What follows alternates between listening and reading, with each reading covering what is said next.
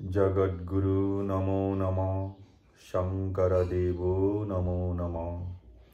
महाप्रभु नमो नमः शंकरदेवो नमो नमः भगवान श्रीमंत शंकरदेवाय नमो नमः नमो नमः गुरुर्ब्रह्मा गुरुर्विष्णु गुरुदेवो महेश्वर गुरु साक्षात् परब्रह्म तस्मै श्री गुरवे नमो नमः नमो नमः हरे प्रेम प्रेमे ईश्वर कर्मई धर्म प्रेमे ईश्वर कर्मई धर्म हरि बोल हरि बोल हरि बोल। या मैं एखन ग्रंथ रचना करिछु। সেই গ্ৰন্থখনৰ নাম ভক্তি মহাতত্ত্ব। ভক্তি মহাতত্ত্বৰ এই গ্ৰন্থখন মই আত্মবিশ্লেষণ কৰি চিন্তন মন্থন কৰি মই বিজ্ঞানসন্মতভাৱে ৰচনা কৰিবৰ কাৰণে যত্ন কৰিছোঁ। ইয়াৰ বাস্তৱিক এটা দিশ দিবলৈ মই যত্ন কৰিছোঁ, প্ৰেক্টিকেল। এয়া শৰীৰ তত্ত্ব, মেটেৰিয়েলিষ্টিক আৰু স্পিৰিচুৱেলিষ্টিক এই দুটা বিষয় মিলাই এটা সমন্বয় সাধন কৰি মই এই গ্ৰন্থভাগ ৰচনা কৰিছোঁ।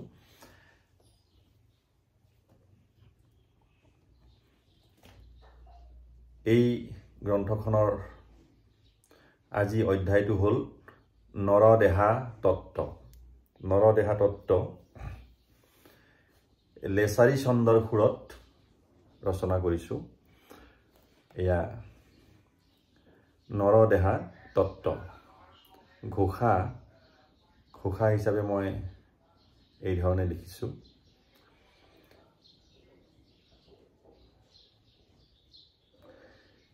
ইন্দ্ৰী মানে মনুষ্য জানিবা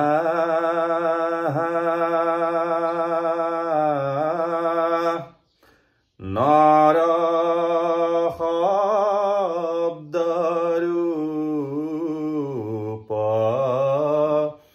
ইটো ভৈলা নৰ শব্দ ইটো মনুষ্য বুলি জানিবা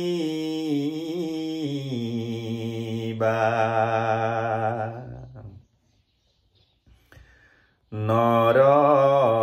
জন্ম হৈ ধাতু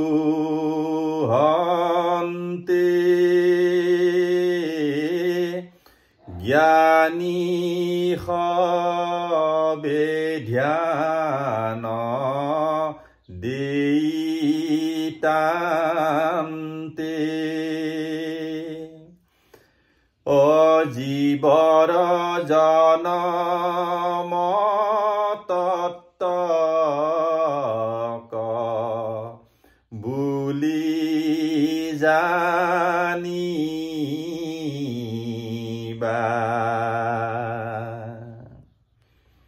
তাৰপিছতে পদ অৰস ৰক্ত আৰু মাংস মেদ অস্থি মজ্জা আৰু শুক্ৰ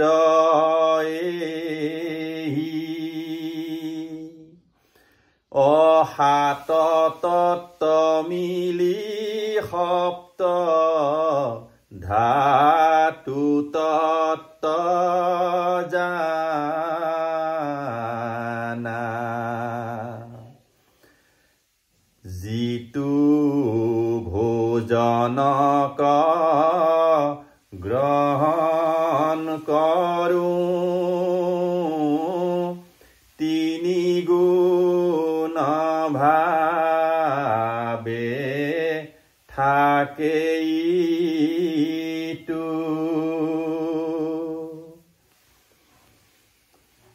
অসত্য ৰাজসিক আৰু তম গুণ জানা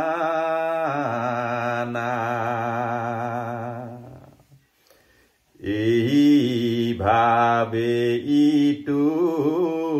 গঢ় লয় অগুণৰ কম বা বেছি হয় তিনি গুণেইটো মানৱ শৰীৰ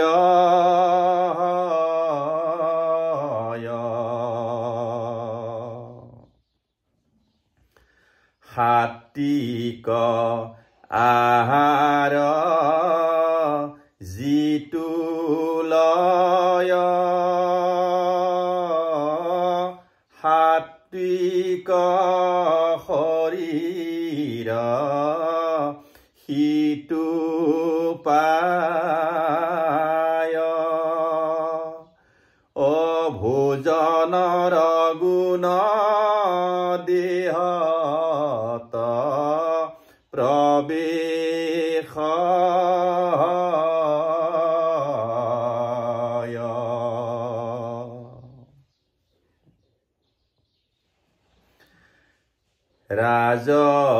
ৰাজসিক খাদ্য যিটো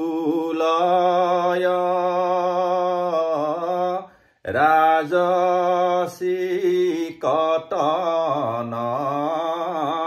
সিটো পায় অন্ন ব্ৰহ্ম জানা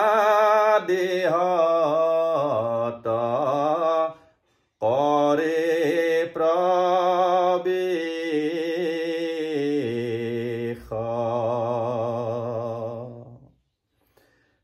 তামস আহাৰ যিটো লয় তামসিকতন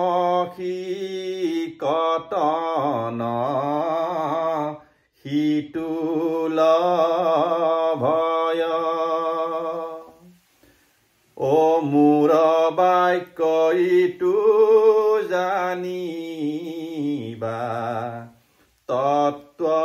নিশেষ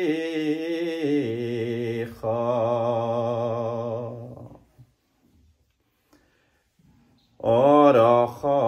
পূৰ্ণ খাদ্য যিটো হয়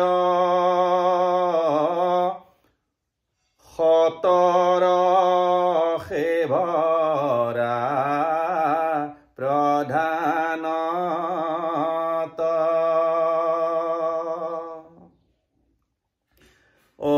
আয়ু বৃদ্ধি কৰে জানিবা সেই মুখ্যত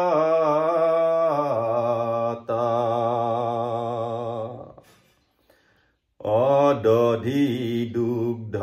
আৰু মধু আদি ঘৃত ফল ফুল শাকয়াদি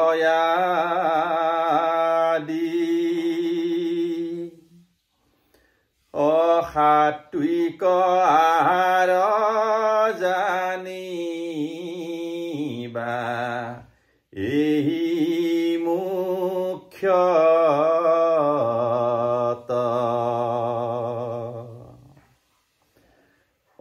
নিমখ তৈল মাংসাৰ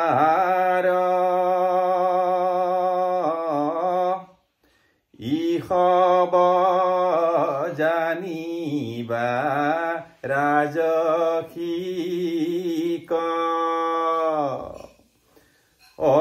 ৰাজসিক খাদ্যে ভোগক বঢ়াৱে জানা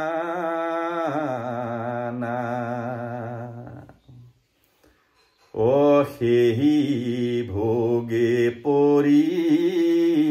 ৰোগ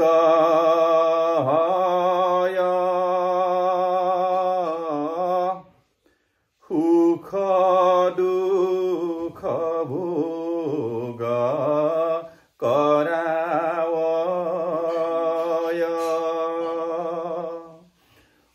জৰা ব্যাধি আহি আয়ু ক্ষয় কৰে জানা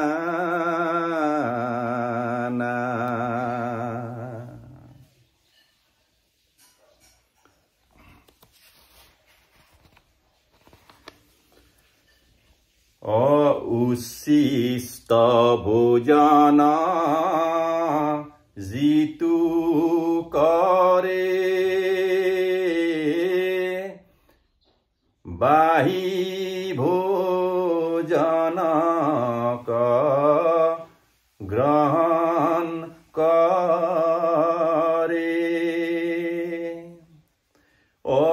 পিয়াজনৰো দুৰ্গন্ধি যতয়াৰ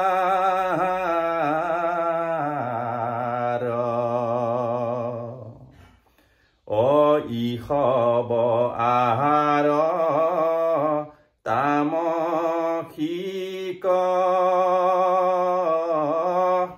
নানা ৰোগয়াসে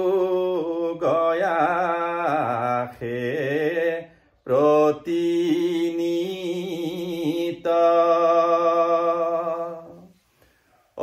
নৰকৰ পথ সুলভ অভৈলাতাৰ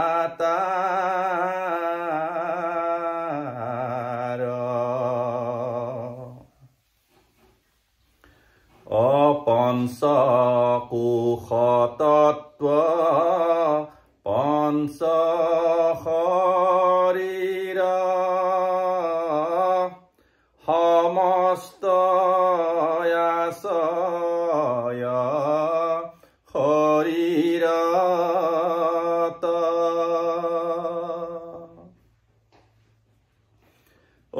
পিণ্ডতে ব্ৰহ্মাণ্ড ইহাক বোলয় জানি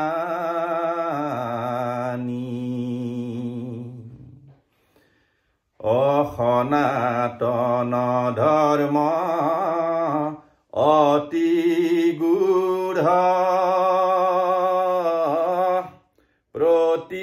প্ৰতিপদে পদে ৰহস্য ঘোৰ অগুৰুৰ কৃপাত ব্যাখ্যা কৰিলো আমি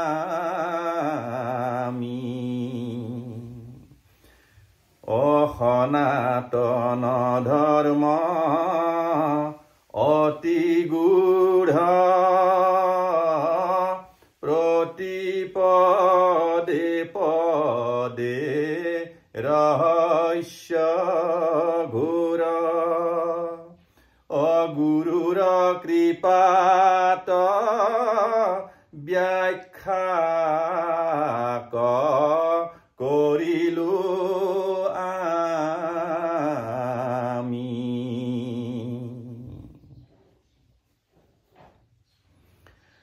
অন্ন প্ৰাণ আৰু মনোময় জ্ঞানময় আৰু আনন্দময়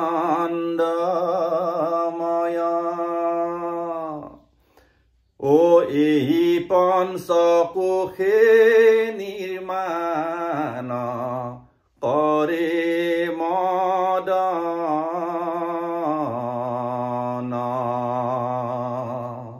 হদন মানে শৰীৰ এই শৰীৰটোক অন্নময় প্ৰাণময় মনোময় জ্ঞানময় আৰু আনন্দময় এই 5 প্ৰকাৰৰ কোষেৰে এই শৰীৰটো গঠন হয় অন্নময় কোষে ইন্দ্ৰিয়ক নিৰ্মাণ কৰয় দেহ পূৰ্ণক অজ্ঞানেন্দ্ৰিয় আৰু কৰ্মৰ ইন্দ্ৰ সদন এই গোটেই ইন্দ্ৰিয়খিনিক মই ইন্দ্ৰিয় সদন বুলি কৈছো ও প্ৰাণময় কোষে প্ৰাণ হবক নিৰ্মাণ কৰয় অতি যতনে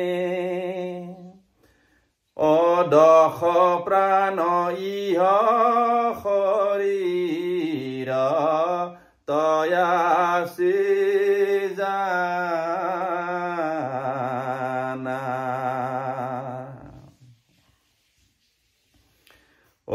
প্ৰতিটো প্ৰাণৰ ভিন্ন নাম দশ প্ৰাণ বায়ু জানিবা তাত তাহাৰ কৰ্ম ভিন্ন ভিন্ন কৰি জানা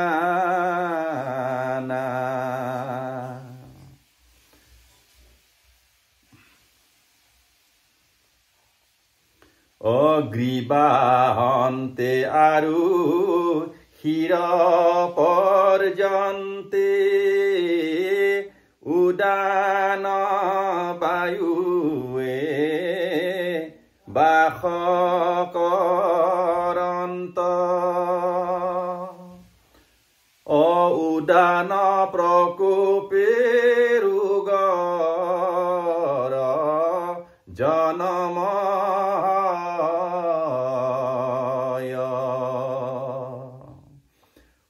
মনৰ উৎসাহ বলয়াদি উদানে চলাৱে তাকয়াতি ও বায়ুৰ ঊৰ্ধক গতিক এন্তে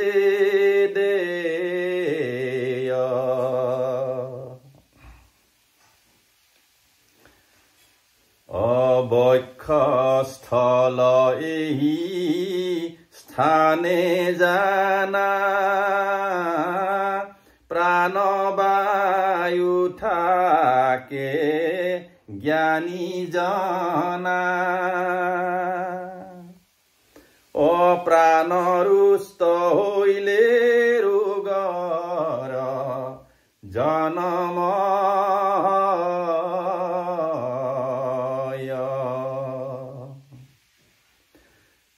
হাও পাও জনিত ৰোগ যত হৃদয় ৰোগৰ কিছু অংশ অপ্ৰাণৰ কাৰণে এই সব ৰোগ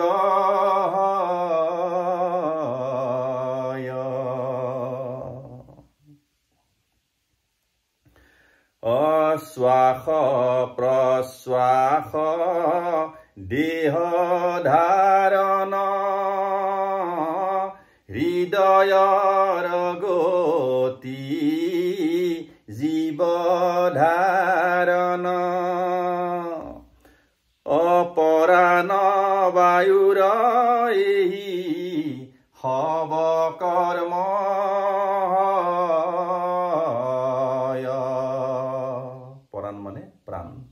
এই প্ৰাণবায়ুৰ এইখিনি কৰ্ম হয়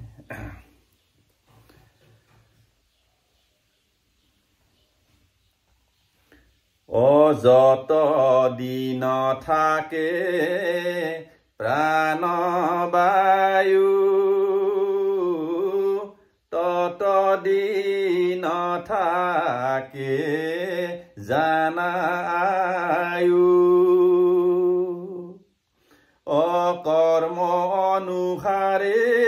ইটো দেহ জানা পাই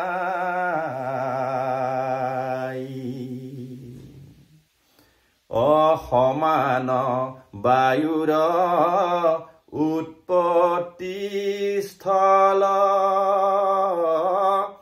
নাভি চক্ৰ জানা অতি বিমল অসমান হইলে সমান ৰোগ এই সমান বায়ুৰ স্থান হ'ল নাভি চক্ৰ আৰু এই সমান বায়ুৰ যেতিয়া প্ৰকোপিত হৈ যায় যেতিয়া ইমবেলেন্স হয় তেতিয়া এই সমান বায়ুৰ পৰা যিবিলাক বেমাৰৰ উৎপত্তি হয় সেইবোৰ হ'বলৈ ধৰে আৰু এই গোটেইবিলাক হ'ল ৰাজসিক তামসিক আৰু সাত্বিক খাদ্যৰ ওপৰত নিৰ্ভৰ কৰে আহাৰ বিহাৰ নিদ্ৰা মৈথুন এই চাৰি স্তম্ভৰ ওপৰত আমাৰ শৰীৰটো বৰ্তি থাকে আৰু শৰীৰটো ভাল থকা মানেই সাকসেসফুল লাইফ বাকি ধন টকা পইচা এফাল শৰীৰটো একফাল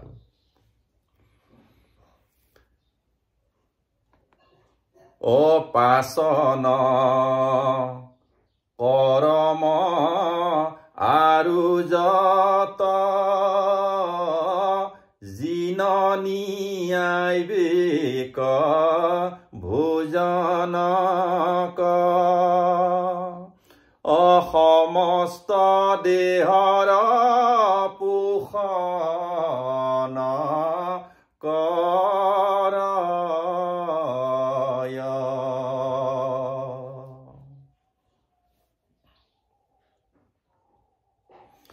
গতিকে সমান বায়ুৰ কামটো হ'ল কি আমাৰ যি আহাৰ খাওঁ সেই আহাৰখিনি ডাইজেশ্যন কৰোৱাত সেই সমান বায়ুৱে সহায় কৰে গতিকে সমান বায়ু যদি অসমান হৈ যায় ইমবেলেন্স হৈ যায় তেতিয়া ডাইজেশ্যনত আমাৰ প্ৰবলেম হ'ব ও যেতিয়া আহাৰ গ্ৰহণ কৰো গেষ্ট্ৰিক জুচে তাক ভাঙি চিঙি তিনি বস্তু দৰত নিৰ্মাণ কৰ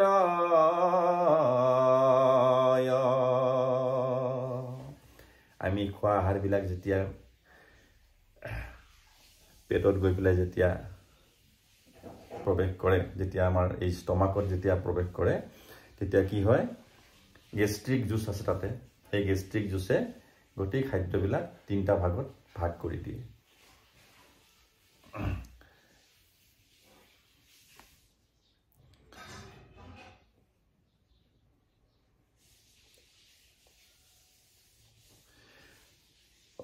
কাৰ্বহাইড্ৰেট প্ৰটিন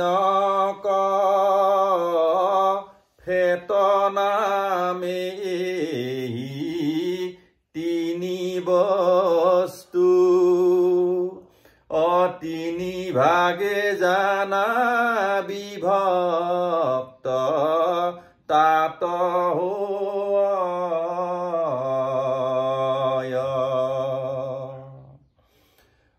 কাৰ্বহাইড্ৰেট গ্লুকোজ হয় প্ৰটিন এমিনো এসিড হয় ফেট হয়ে জানা ফেটি এচিদৰ ৰূপ অসমান বায়ুৰ এই কৰ্ম প্ৰদান কৰিলো তত্ত্বমৰ্ম বিশ্লেষণ কৰি দিলো বিজ্ঞানৰ ৰূপ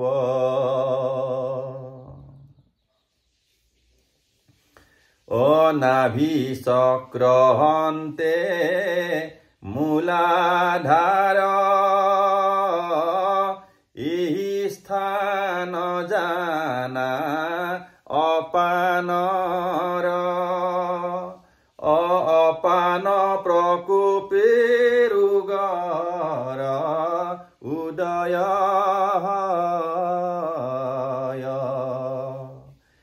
এই নাভি চক্ৰৰ পৰা আমাৰ যে গুহ্যদ্বাৰ আছে তালৈকে সেইখিনি অপান বায়ুৰ স্থান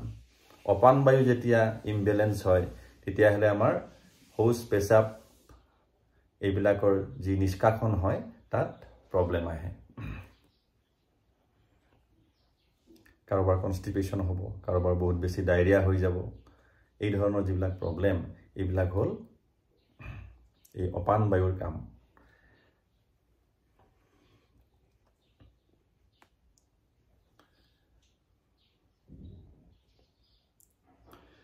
অমূত্ৰ পুৰীষ বৃহৎ অন্ত্ৰ জনন ইন্দ্ৰিয় আৰু বৃক্ক অপান প্ৰকোপে স্থানে ৰোগ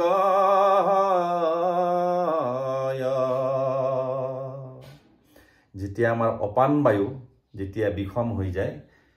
যেতিয়া প্ৰকোপিত হয় তেতিয়া আমাৰ যেটো ইউৰিনেশন হোক বা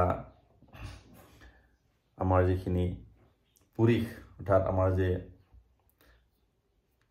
যিবিলাক মানে আমাৰ লেট্ৰিন পেচাব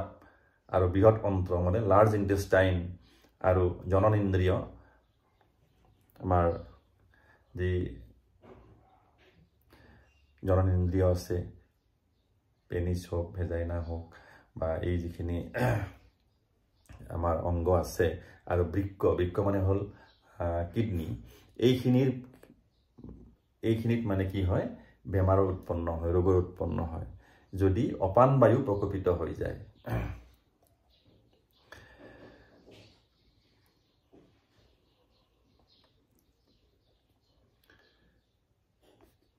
গতিকে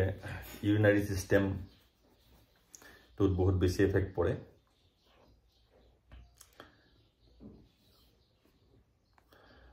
তাৰ পিছতেই মই লিখিছো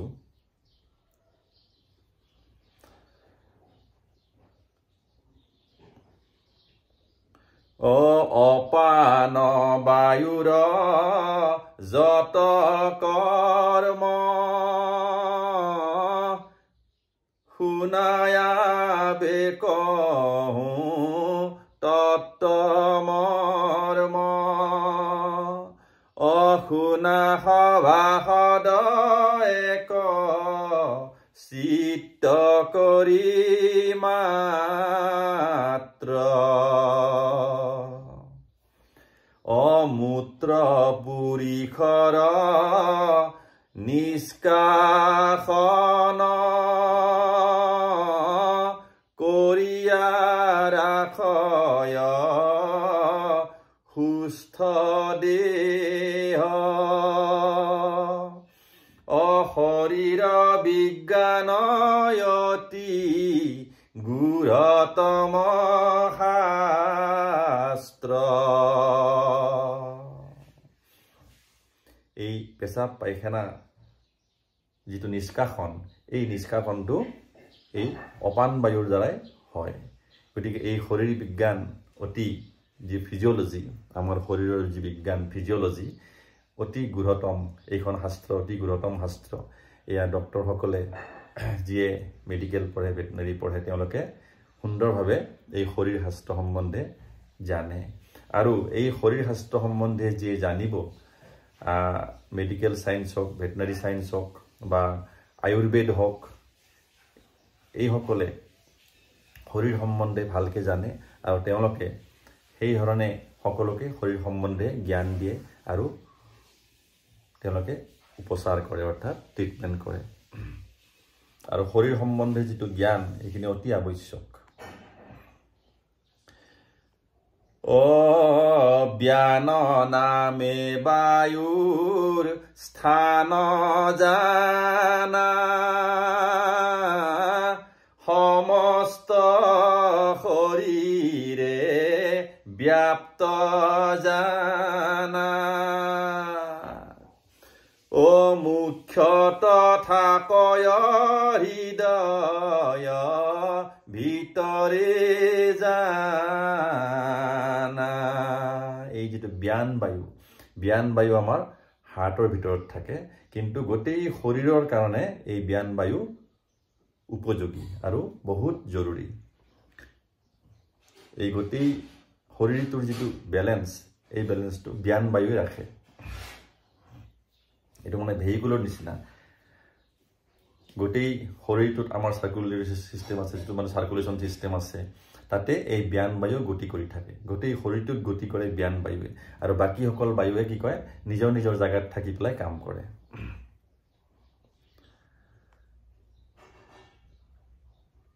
ঘামৰ উৎপত্তি কাৰক হয় ৰক্ত সঞ্চালন কৰায় জ্ঞানৰ অধিকাৰ সমস্ত শৰীৰে জানা গোটেই শৰীৰটোত জ্ঞান বায়ুৱে ভ্ৰমণ কৰি থাকে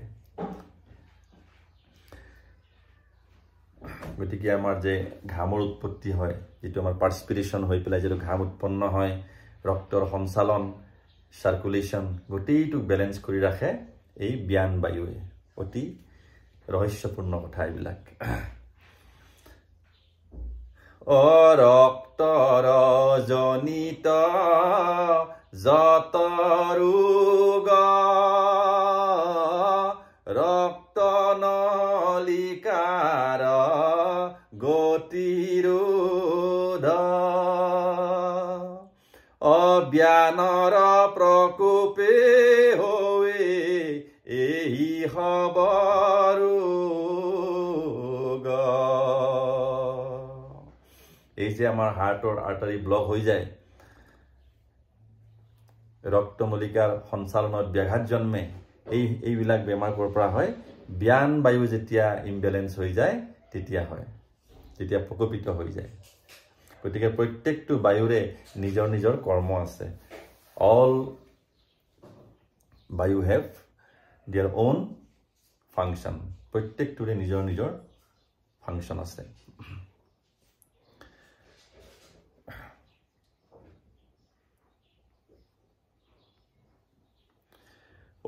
এহি পঞ্চবায়ু মুখ্যতম শৰীৰে থাকয় কৰি কৰ্ম সুখ দুখ আদি জীৱই কৰয় ভোগ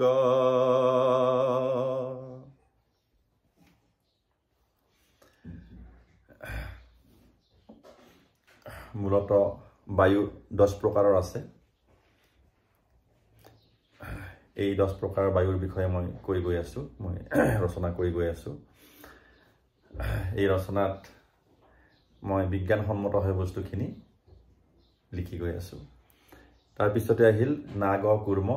দেৱদত্ত ক্ৰিকল আৰু ধনঞ্জয় বায়ু টোটেল মিলি পেলাই 10 বায়ু 10টা বায়ু আছে আমাৰ শৰীৰত প্ৰত্যেকৰে নিজৰ নিজৰ কৰ্ম আছে ও নাগ কুৰ্ম আৰু দেৱদত্ত কৃকলয়াৰু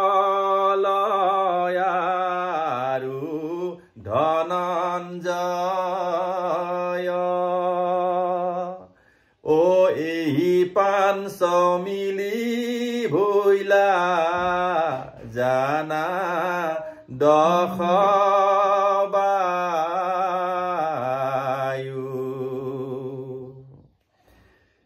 এই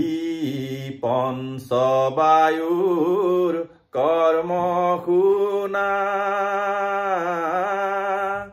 হৰি হৰি বোলা সৰ্বজনা অপঞ্চ পৰম ঈশ্বৰে জানয় সবাৰো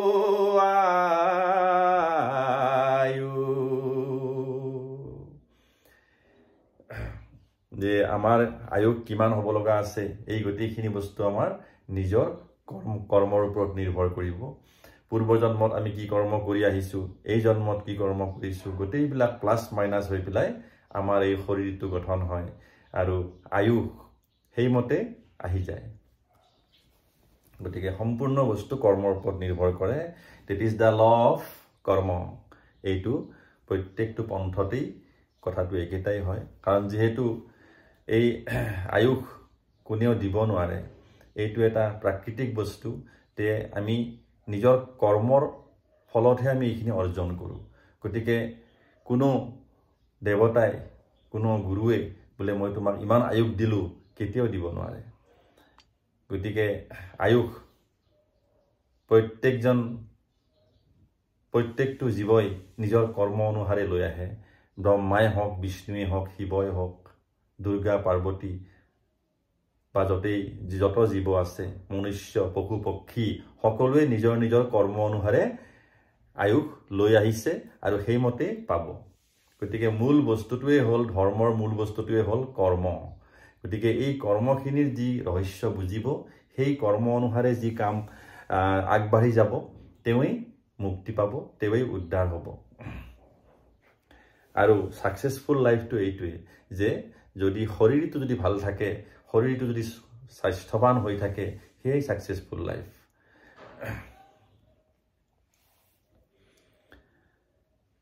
ও উগাৰ কাৰক নাগবায়ু নেত্ৰৰ পলক কুৰ্ম বায়ু ও হাসি হামি আনে কৃকল দেৱদত্তে আমাৰ যে উগাৰ আহে এই যেটো উগাৰ আহাৰ যেটো কাৰণ ইয়া হল নাগ বায়ুই কৰে আৰু নেত্ৰৰ যি পলক আমাৰ যেটো পলক নেত্ৰৰ যেটো পলক হয় হেতু কুৰ্ম বায়ুই কৰে হামি হাসি এইবিলাক হল কৃকল আৰু দেৱদত্ত বায়ুই কৰে এইবিলাক প্ৰত্যেকটো বায়ুৰে নিজৰ নিজৰ কৰ্ম আছে অ ধনঞ্জয় বায়ু অন্তিমত 4 ঘণ্টা থাকে মৃতদেহে ও এই দশ বায়ু থাকয় ইহ দেহতে এই যে ধনঞ্জয় বায়ু মৃত্যুৰ পিছতো যেটো আমাৰ হবদেহ সেই হবদেহৰ ভিতৰত ধনঞ্জয় বায়ু 4 ঘণ্টা সময় থাকে তাৰ পাছতহে তেওঁ নিৰ্গত হয় ওলাই যায় গতিকে মৃত্যুৰ পিছতো 4-5 ঘণ্টা লৈকে আমাৰ যেটো কেমিক্যাল ৰিঅ্যাকশন বিলাক বডিত হৈ থাকে তাৰ পিছত আৰু কেমিক্যাল ৰিঅ্যাকশন হোৱাটো বন্ধ হৈ যায় অ মনোময় কোষে মনক জানা নিৰ্মাণ কৰয় অতি যতনে। এই যিটো মনোময় কোষে কাক গঠন কৰে? মনটোক সৃষ্টি কৰে, মনটোক গঠন কৰে। অচঞ্চল স্বভাৱ মনক জানিবা নিত। অমনে পাপ পুণ্য জানিবা, মনে হে নৰক ইটো মানা। অমনক পবিত্ৰ ৰাখিবা প্ৰতিনিত। অসূক্ষ্ম তন জানা আত্মাৰ, জ্ঞানময় কোষ থাকে তাৰ। হৰি ভকতে হে তাক দেখিবা পাৰে। এই যিটো আত্মা, এই আত্মা হ'ল, আত্মাও এটা সূক্ষ্ম শৰীৰ, মিনিয়েচাৰ ফৰ্ম অফ বডি। এই আত্মাটোৰ গঠন হয় জ্ঞানময় কোষেৰে। গতিকে এই জ্ঞানময় কোষেৰে আত্মাৰ সৃষ্টি হয়। আৰু সেই আত্মাত কি থাকে? মন, বুদ্ধি, চিত্ত আৰু অহংকাৰ, এই চাৰিটা বস্তু আত্মাত সোমাই থাকে। আৰু মৃত্যুৰ পিছত সেই আত্মা যেতিয়া গুচি যাব, স্বভাৱ অনুসাৰে সেই গোটেইখিনি স্বভাৱ তেওঁৰ লগত গুচি যাব, সেই আত্মাটোৱে লৈ যাব, গৈ পেলাই আকৌ বেলেগ যোনিত প্ৰৱেশ কৰিব। আৰু সেইখিনি নিজৰ কৰ্ম অনুসাৰে হৈ গৈ থাকিব।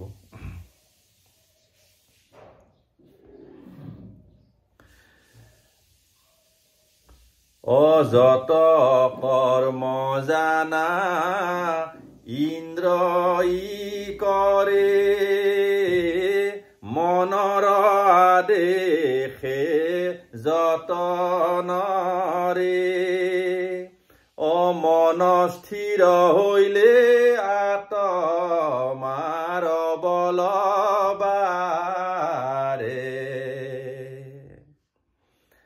অকৰম চক্ৰত পৰিণৰ, ভৱসাগৰত ডুবি মৰ। ঈশ্বৰ আদেশে পাহৰিলা সৰ্বজীৱ। ঈশ্বৰ আদেশ পাহৰিলা সৰ্বজীৱ।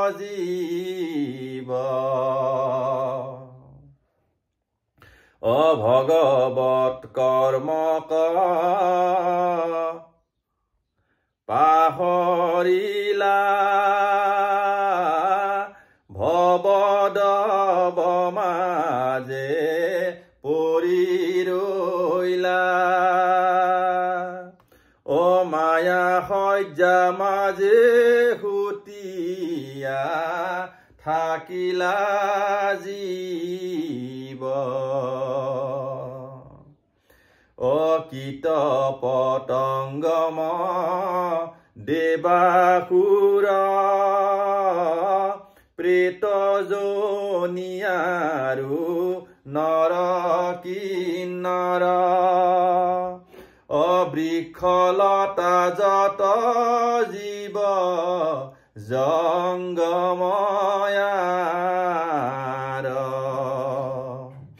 অকৰ্ম ফলে জানা, অকৰ্ম ফলে নানা জনি লোভী। চৈধ্য ভুৱনত থাকে ভ্ৰমী। কৰ্মৰ গুণত সংস্কাৰ হৈ আত্মাৰ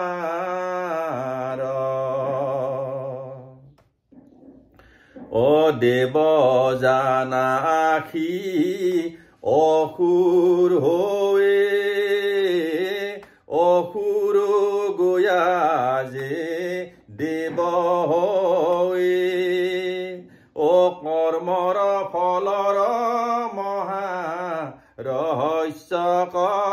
জানা পশু জনিহন্তে গয়া পাছে গজেন্দ্ৰে পাৰিষদ ভৈলা পাছে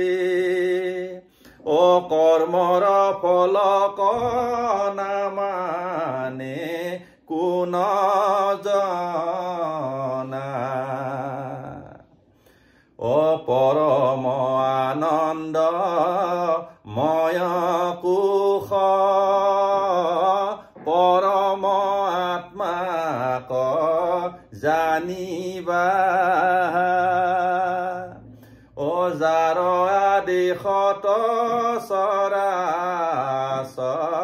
জগত চলে পৰম আত্মাৰ সৃজন যত অগণন জানা ব্ৰহ্মাণ্ড যত সৃজন পালন সংহাৰ এহেন্তে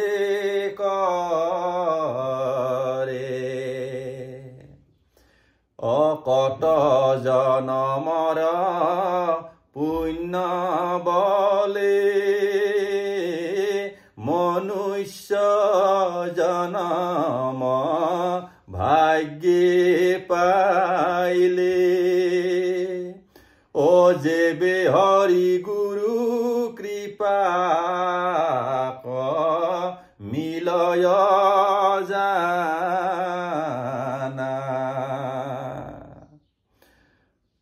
হৰে প্ৰেম হৰে প্ৰেম হৰে হৰে প্ৰেম হৰে প্ৰেম হৰে পৰম আনন্দে হৰে প্ৰেম বোলা জানা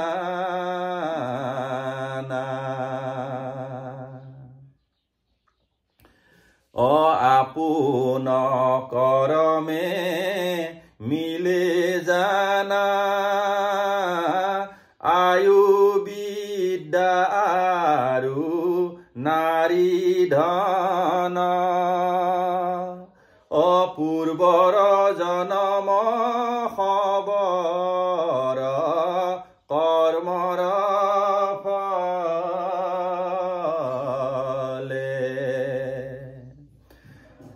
তাক ভাল মতে জানি লোৱা সত্য গুণ কৰ্ম কৰি যোৱা হৰি গুৰু পদ নেৰিবা কস্মিন কালে হৰি গুৰু চৰণক নেৰিবা কস্মিন কালে